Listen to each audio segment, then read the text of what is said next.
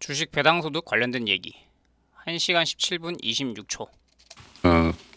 어쨌든 자본이 비생산적인 분야, 아주 대표적으로 부동산 시장, 거기에 잠겨 있는데 이 비생산적인 분야에서 생산적 분야로 전환시키는 건 뭐 이번 정부의 최대 과제 목표이기도 하니까요. 계속 해야 될 일이고.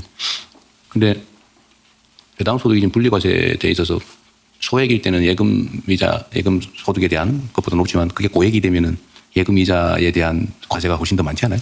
네. 네, 이 얘기는 지금 2026년 배당소득 분리과세, 주식 투자를 해서 배당을 받게 됐을 때 예전에는 종합소득으로 묶이니까 되게 고 세금을 많이 받게 됐는데 2026년 1월 1일부터 2천만 원 이하의 배당을 받는 사람들한테는 상관이 없고요.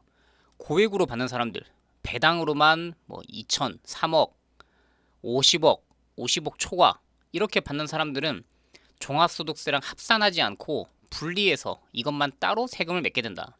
그러니까 종합소득세 세금이 좀 낮아진다. 이걸 통과시킨 이유가 소위 큰 손들, 주식 투자하는 사람 중에 큰 손들 중에 배당 많은 기업들에는 연말 되면 빼버리죠. 왜냐면 배당소득이 너무 많이 나오면은 종합소득이 올라가서 세금이 한 50%씩 나오게 되니까 배당을 받아봐야 의미가 없으니 그냥 이거를 중간에 팔아버리죠. 그래서 연말이 되면 코스피, 코스닥이 되게 하락으로 마감하게 되는 이유가 12월 29일, 30일 이때쯤 되면 배당 받을까봐 팔라버리는 큰 손들이 있는 겁니다. 그래서 이거를 좀 유인하기 위해서 그러지 말고 배당은 그냥 분리과세 해줄게.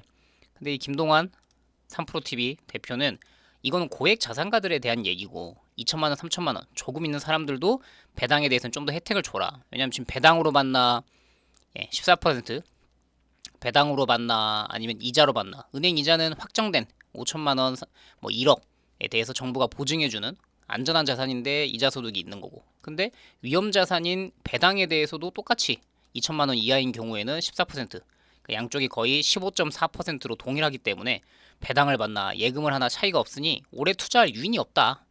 그러니까 조금 소액 투자자들한테도 배당을 유인을 줘라라는 얘기였죠.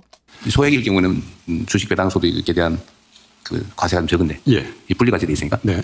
근데 예금 이자 소득은 분리과세 대상이 아니어서 고액이면은 세금이 훨씬 더 많을 건데. 그래서 제가 말씀드린 게 소액 투자자들도 소액만 그 배당 소득의 분리과세를 이제 자산가들이나 검토해 봐야 될 거 아니에요. 일반 투자자들 뭐 5천만 원, 3천만 원 하는 투자자들도 장기 투자를 해야만 이분들이 성공할 수 있기 때문에 그 말씀을 드립니다. 뭐 일리 있는 말씀이시고요. 어쨌든 이거 그렇죠. 주식시장에 있는 뭐 고액 자산 10억 이상, 100억 이상 하는 큰 손들이 분리과세에서 배당 기업에 투자하는 것도 중요하지만 김동완 3프로TV 이 대표 얘기도 마찬가지로 2천만 원, 3천만 원, 5천만 원 이 정도로 투자하는 절대 다수의 국민들도 오래 투자, 장기 투자를 하려면 배당을 많이 주는 기업들이 하게 되는데 그게 분리과세, 예금도 15.4, 배당도 15.4 세금이 동일하기 때문에 유인책이 없다. 그 유인책을 좀 별도로 마련하자라는 뭐 제안 의견이었죠. 그것도 우리가 검토하고 있는 것 중에 하나인데 장기 보유에 대한 인센티브 제도 도입이 되는데 이게 경영권을 행사하는 소위 지배주주들한테 이익이 몰아질 가능성이 많아서 그래서 소액 주주들만 대상으로 하는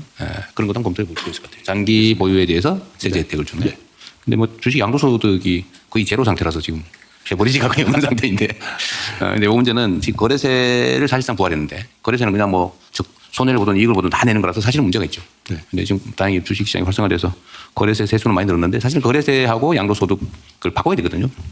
이거 얘기했던 게 한 2, 3년 전에 민주당에서 추진했던 5천만 원이 넘어가는 주식 양도소득세 차익에 대해서 세금을 부과하자라고 했다가 아예 폐지를 했죠. 중지였나 일시유예였나 하여튼 그게 쏙 들어갔는데 지금 대통령 얘기는 거래세를 지금은 거래세가 많이 내는 구조고 양도소득세 대한민국 주식에 대해서 차익이 남긴다고 해도 세금이 전혀 없죠. 0원, 빵원인데 이거를 거래세를 낮추고 그냥 돈을 많이 번 차익을 많이 남긴 쪽에다가 세금을 내는 게 길게 봤을 때는 오히려 맞는 방향이다. 그래야 돈 버는 사람도 내고 안 버는 사람은 안 내고 지금 돈 못 버는 사람도 다 내고. 그래서 이 역진성이 있어서 언젠가는 한번 이 거래세하고 양도세를 바꿔요. 같은 수준에서 좀 바꿀 필요는 있을 것 같아요. 금융교육 필요성은 정말로 많이 있죠. 어쨌든 자본시장 육성, 활성화 그리고 국민들이 배당소득을 통해서 좀 이렇게 노후 대책을 세우거나 아니면 생계비를 보존하는 것은 꼭 해야 될 일입니다. 이 자본주의 시스템은 영원히 포기할 수 없는 제도인데 활성화되도록 해야 되겠죠. 네. 네.